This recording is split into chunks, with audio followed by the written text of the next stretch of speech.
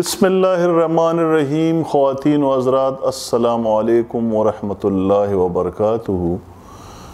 میں نے اپنے یوٹیوب چینل پر تحریکی آزادی کو عشروں کے حساب سے بیان کرنے کا ایک سلسلہ شروع کیا ہے، یعنی decade wise narration of historical events of the freedom movement.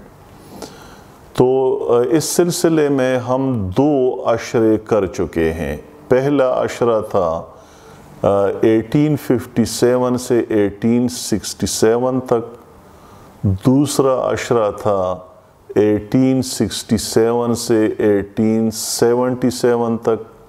یہ 2 ویڈیو کلپس میرے یوٹیوب چینل پر موجود ہیں۔ آج ہم اسی کلپ میں 2 عشروں کا احوال آپ کے سامنے سنائیں گے۔ ایک 1877 سے 1887 تک اور دوسرا عشرہ ہے 1887 سے 1897 تک۔ میں بہت زیادہ ڈیٹیل میں بات نہیں کروں گا کیونکہ پھر ویڈیو کلپ طویل ہو جائے گی، اس لیے مختصراً ان 2 عشروں کا احوال آپ کے سامنے سناتا ہوں۔ چنانچہ تیسرا عشرہ، جیسے میں نے کہا، وہ شروع ہوتا ہے 1877 میں۔ اس عشرے کا سب سے اہم واقعہ جس نے موجودہ جو پاکستان ہے اس پر، خیبر پختونخوا پہ، قبائلی علاقوں پہ اور پورے ہندوستان پہ اثر ڈالا، وہ سیکنڈ اینگلو افغان وار تھی، یعنی افغانستان اور انگریزوں کے درمیان دوسری جنگ جو 1878 سے 1880 کے درمیان لڑی گئی۔ اس جنگ کی تفصیلات ہم یہاں پہ بیان نہیں کر سکتے، اس پر مختلف کتابیں بھی موجود ہیں، نیٹ پر بھی مواد موجود ہے۔ میری ایک کتاب خیبر پختونخوا پولیٹیکل ہسٹری میں اس جنگ کے پس منظر اور اس جنگ کی تفصیلات اور پیش منظر پر بہت سارے مواد موجود ہیں۔ اس کے بعد ایک اور واقعہ ہوا جو کہ پنجاب یونیورسٹی کا قیام 1883 میں پنجاب یونیورسٹی کا قیام عمل میں لایا گیا۔ اب ظاہر ہے اس کے بعد کئی یونیورسٹیاں بنی، لیکن پنجاب یونیورسٹی کی اہمیت یہ ہے کہ اس پورے خطے میں جس میں آج کل پاکستان واقع ہیں، اس میں یہ پہلی یونیورسٹی تھی۔ اور آپ اس یونیورسٹی کا اندازہ لگائیں کہ اسکول بھی اس سے ایفیلیٹڈ تھے۔ چنانچہ پشاور میں جو بچے اسکول کا امتحان دیتے تھے تو ان کے لیے کوئی سیکنڈری بورڈ کی فیسلٹی نہیں تھی، وہ پنجاب یونیورسٹی میں ان کے پیپرز جاتے تھے۔ تو اس یونیورسٹی نے چونکہ بہت بڑے بڑے لوگ پیدا کیے، یہاں سے وہ فارغ التحصیل ہوئے، اس لیے انہوں نے تحریک آزادی میں اہم کردار ادا کیا۔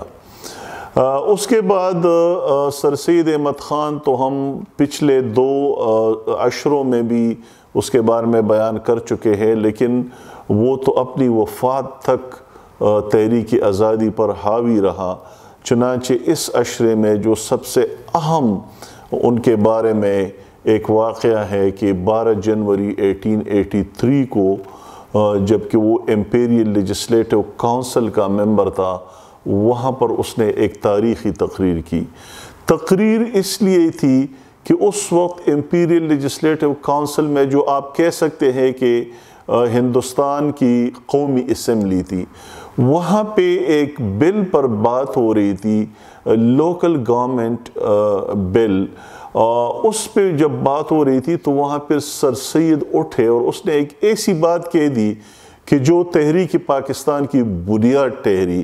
انہوں نے اپنی تقریر میں کہا کہ اگر آپ ہندوستان میں لوکل گورنمنٹ کونسلز یا کچھ اور ادارے اسمبلی وغیرہ منتخب کرتے ہیں تو مسلمانوں کو آپ جداگانہ انتخاب کا وہ حق دے دے، کیونکہ اگر وہ مکس میتھڈ میں یا جوائنٹ الیکٹوریٹ میں ووٹ ڈالیں گے تو قیامت تک نہیں جیت سکتے اپنے ہندو ہم وطنوں کے مقابلے میں۔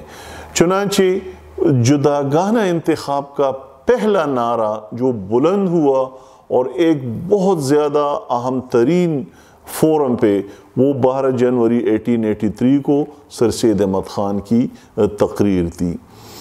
اس کے بعد ایک اور واقعہ ہوتا ہے اس تیسرے عشرے میں کہ ہندوستان کے تحریک آزادی کے جو بڑے لیڈر تھے مہاتما گاندھی، ان کی پیدائش ہوئی تھی 1869 میں، لیکن اس عشرے میں ایک اہم کام یہ ہوا کہ 1882 میں ان کی شادی ہوئی، تو اس لحاظ سے یہ بہت زیادہ اہمیت کا حامل واقعہ ہے۔ اس کے بعد جو سیاسی لحاظ سے جو بہت زیادہ اہم واقعہ تھا وہ انڈین نیشنل کانگریس کا قیام تھا، جو 28 دسمبر 1885 کو ہندوستان میں پہلی بار ایک سیاسی جماعت کی داغ بیل ڈالی گئی اور اس کی فاؤنڈیشن ہوئی۔ اور مزے کی بات یہ ہے کہ یہ فاؤنڈیشن کسی ہندوستانی نے نہیں رکھی، کسی ہندو نے نہیں رکھی، بلکہ ایک انگریز نے اس کی بنیاد رکھی جو کہ انڈین سیول سروس کا ایک ریٹائرڈ اعلیٰ رتبے کا آفیسر تھا۔ اس کا نام تھا ایلن ایکٹیوین ہیوم، یا A.W. ہیوم کے نام سے وہ مشہور ہیں۔ کانگریس کے قیام کا جو پہلا اجلاس تھا وہ بمبئی میں ہوا، جس میں 72 لوگوں نے حصہ لیا، اور یاد رکھیے کہ اس پارٹی کے قیام کے لیے میٹنگ منعقد کرنے کی اجازت بھی باقاعدہ وائسرائے لارڈ ڈفرن سے لی گئی تھی، اور چندرا بینرجی جو تھے اس کے پہلے صدر بنے۔ کانگریس بلا شبہ ایک اہم ترین سیاسی پارٹی تھی، اور اس میں بھی کوئی شک نہیں ہے کہ ہندوستان کے لوگوں نے اس کو بے پناہ جو ہے مقبولیت کے معراج پہ پہنچا دیا، اور اس میں مسلمان بھی کسی حد تک تھے، لیکن پھر مسلمانوں کو کانگریس سے جو ہے وہ مایوسی ہوئی، اور انہوں نے پھر اپنی پارٹی بنائی جس کا ذکر آگے کے عشروں میں آئے گا۔ اس طرح ایک اور اہم واقعہ یہ ہوا اس تیسرے عشرے میں کہ 1887 کو جناح محمد علی جناح جو بعد میں قائد اعظم بنے، وہ سندھ مدرسۃ الاسلام میں داخل ہو گئے، اور سندھ مدرسۃ الاسلام جو ہے وہ ادارہ ہے جس کو قائد اعظم نے پھر اپنی جائیداد کا 1/3 حصہ دیا، اور جیسے کہ ہمیں معلوم ہے کہ ایک اور 1/3 حصہ انہوں نے اسلامیہ کالج پشاور کو دیا۔ اس عشرے کی آخری بات یہ ہے تیسرے عشرے کی کہ اس میں 3 اہم ترین وائسرائے گزرے۔ پہلے وائسرائے کا نام تھا لارڈ لیٹن، وہ جو تھے وہ 1876 سے 1880 تک ہندوستان کے وائسرائے رہے، اور ان کے دور میں جو دوسری اینگلو افغان وار جنگ جو تھی اس کے دور میں ہوئی، اور لارڈ لیٹن کا بڑا اہم رول تھا فارورڈ پالیسی یا گریڈ گیم میں جو افغانستان کے حوالے سے تھی، اس میں ان کا بڑا اہم رول رہا۔ اس کے بعد لارڈ رپن آئے، وہ 1880 سے 1884 تک ہندوستان کے وائسرائے تھے، اور آخری وائسرائے اس تیسرے عشرے کے وہ تھے لارڈ ڈفرن، جو کہ 1884 سے 1888 تک وائسرائے تھے۔ ابھی جیسے میں نے ذکر کیا کہ جب کانگریس کی فاؤنڈیشن ہو رہی تھی تو اس کے لیے منعقد ہونے والی میٹنگ کی اجازت جو ہے وہ اسی وائسرائے نے دی تھی۔ تو اس کے ساتھ تیسرے عشرے کا جو مختصر احوال ہے وہ یہاں پہ اختتام کو پہنچتا ہے، اور ہم داخل ہوتے ہیں چوتھے عشرے میں، جو کہ 1887 سے 1897 تک یہ عشرہ جاری رہا۔ اس چوتھے عشرے میں سب سے اہم جو واقعہ ہوا ہندوستان میں وہ یہ کہ گورنمنٹ آف انڈیا ایکٹ 1892 منظور ہوا۔ یاد رہے کہ 1857 کی جنگی آزادی کے بعد پہلا ایکٹ جو آیا وہ گورنمنٹ آف انڈیا ایکٹ 1858 تھا، دوسرا ایکٹ 1860 میں آیا اور تیسرا ایکٹ 1892 میں آیا۔ یہ جو یکے بعد دیگرے ایکٹس آتے تھے اس میں یہ ہوتا تھا کہ پہلے ایکٹ میں اگر کوئی الاؤنسز اور کوئی جو ہے سہولتیں کم ہیں تو دوسرے ایکٹ میں اس سے زیادہ ہوتی تھی اور تیسرے ایکٹ میں ان سے بھی زیادہ ہوتی۔ علی ھذا القیاس جتنے ایکٹس بنتے رہے تو ڈیموکریٹائزیشن ہوتی رہی مختلف اداروں کی، پارلیمنٹ کی وغیرہ کی۔ دوسرا اہم واقعہ یہ ہوا کہ محمد علی جناح، جن کا ہم نے ذکر کیا کہ وہ تو سندھ مدرسۃ الاسلام میں پڑھتے تھے اور ان کے والد تاجر تھے، اور ان کے والد کے ایک انگریز دوست جو تھے وہ جب جناح سے ملے تو وہ ان سے متاثر ہوئے اور انہوں نے اس کو پیشکش کی کہ اگر وہ چاہے تو وہ لندن جا کے اس کی کمپنی میں اپرینٹسشپ یعنی عارضی ملازمت کر سکتے ہیں۔ چنانچہ محمد علی جناح اسی عشرے کے دوران جو ہے وہ لندن چلے گئے، اور لندن جانا اس کا یہ تھا کہ اس کی شخصیت پر، اس کی تعلیم پر اور اس کے جو اثر تھا ان کا اس پہ، اس کو انہوں نے کنٹریبیوٹ کیا لندن کے اس سفر نے۔ اس نے پھر نوکری چھوڑی اور تعلیم میں جو ہے وہ فوکس کیا انہوں نے، اور بیرسٹر بن کر انڈیا واپس آیا۔ تو ان کی ساری تعلیم جو ہوئی وہ اسی چوتھے عشرے میں ہوئی۔ پھر ایک اور واقعہ جو خیبر پختونخوا سے متعلق ہیں، لیکن اس میں پوری برٹش آرمی جھونک دی گئی تھی اس لڑائی میں کہ پختونوں کا ایک لیڈر جس کا تعلق موجودہ دیر لوور کے علاقے سمر باغ سے تھا، وہ عمرہ خان، انہوں نے چترال پر حملہ کر کے چترال کا جو فورٹ تھا اس کو بسیج کیا، اس کو گھیرے میں لیا، اور اس میں کئی انگریز فوجی جو تھے وہ محاصرے میں آ گئے۔ تو ان کا محاصرہ توڑنے کے لیے ایک ریلیف اور ایک فوج کا لشکر جو ہے انگریزوں کا وہ گلگت سے روانہ ہوا، غزر کے راستے سے شندور ویلی میں داخل ہوا، شندور سے مستوج آئے اور مستوج سے بونی اور ہوتے ہوتے وہ چترال پہنچا۔ اس پہ کئی کتابیں لکھی گئی ہے، مثلا اس وقت جو میرے ذہن میں آ رہی ہے کتاب وہ ینگ ہسبینڈ کی کتاب ہے، دی ریلیف آف چترال۔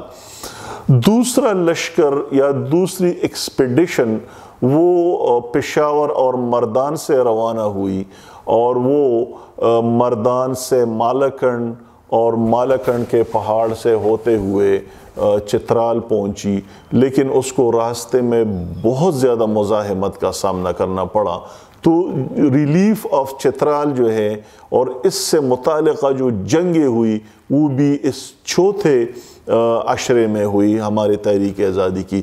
پھر 1897 میں ایک بہت بڑا ریوولٹ ہوا جس کا مرکز جو تھا وہ مالاکنڈ تھا۔ مالاکنڈ کے پہاڑوں میں انگریز جا رہے تھے، ان کے کنوائے جس پر مالاکنڈ اور اس سے ملحقہ علاقوں کے جو لوگ تھے، مومن ایجنسی کے، سوات کے، بنیر کے، عثمان خیل، یوسف زے، یہاں تک کہ افریدی وغیرہ بھی کلیکٹیو ایک وار تھی جو انہوں نے انگریزوں کے خلاف شروع کی، اور اس کے بڑے لیڈر جو تھے وہ سرتور فقیر تھے، یعنی بیئر ہیڈڈ جو فقیر تھا، وہ انہوں نے اس کی قیادت کی۔ اگرچہ اس جنگ میں جو لوکل لوگ تھے ان کو شکست ہوئی، اور انگریزوں کو فتح حاصل ہوئی، مگر اس جنگ نے انگریزوں کا جو رعب تھا اس کو تہس نہس کر دیا، اور لوکل لوگوں کو یہ ہمت ہوئی کہ وہ انگریز کے سامنے بات کر سکے۔ تو یہ بہت بڑی کنٹریبیوشن ہوتی ہے کسی قابض قوت کے خلاف تلوار اور ہتھیار اٹھانے کی صورت میں جو ایک لوگوں کو ہمت مل جاتی ہے، وہ ہمت مل گئی، اس لیے میں نے بطور خاص اس کا ذکر کیا۔ اور یہ جو چوتھا عشرہ ہے، اس میں یہ بھی ہوا کہ جناح جو ہے انگلینڈ سے واپس آئے، انہوں نے سب سے پہلے تو کراچی میں کوشش کی، لیگل پریکٹس کی، لیکن چونکہ کراچی بہت اہم شہر نہیں تھا اس لیے وہ بامبے منتقل ہوئے، جس کا نام آج کل ممبئی ہے، اور وہاں پہ انہوں نے پریکٹس شروع کی اور کامیاب ترین وکیلوں میں ان کا شمار ہونے لگا۔ آخری بات جو میں اس چوتھے عشرے کی کروں گا وہ یہ ہے کہ اس میں دو اہم وائسرائے رہے، ایک لینڈ ایڈون تھے جو 1888 سے 1894 تک وائسرائے رہے، کافی لمبا عرصہ تھا۔ اس کے بعد لارڈ ایلیگن آئے، وہ 1894 سے 1899 تک تھے۔ تو یہ تو وائسرائز کا حال ہے۔ اس وقت ہندوستان میں صرف ایک سیاسی پارٹی موجود تھی، انڈین نیشنل کانگریس، لیکن ابھی اس کے اندر ایکٹیویزم نہیں آئی تھی۔ آنے والے عشروں میں جب ہم دیکھیں گے تو کانگریس کا بھی ایک رول ہوگا، مسلم لیگ کا بھی ایک رول ہوگا، اور انگریز حکومت کی طرف سے جو رد عمل تھا، جو سزائیں تھی، جو جیل، جو سلاخیں تھی، اس کا بھی تذکرہ ہوگا۔ ان الفاظ کے ساتھ میں آپ سے اجازت چاہتا ہوں۔ اللہ حافظ۔